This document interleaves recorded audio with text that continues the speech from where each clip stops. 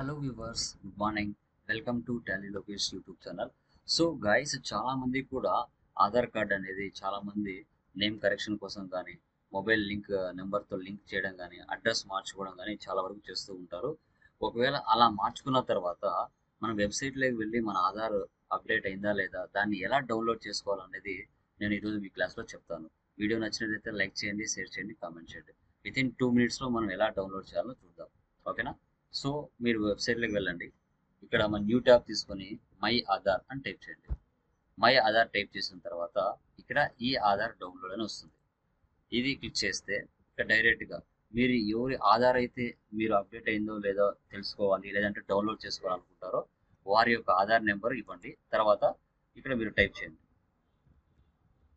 Okay, within 2 minutesలో మనము download చేసుకోవచ్చు. Okay, so తర్వాత ఇక్కడ క్యాప్షా. సో ఇక్కడ క్యాప్షా ఇవ్వాలి.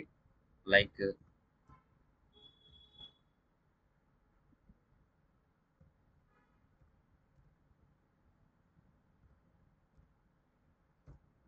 Okay, send OTP.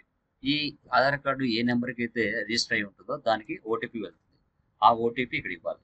చూడండి, ఇక్కడ ఓటీపీ సక్సెస్ఫుల్లీ డిస్పాచ్. ఓకే, ఆ మొబైల్ నెంబర్కి ఓటీపీ వచ్చి ఉంటుంది. ఆ ఓటీపీ ఇక్కడ టైప్ చేయాలి. ఓకే,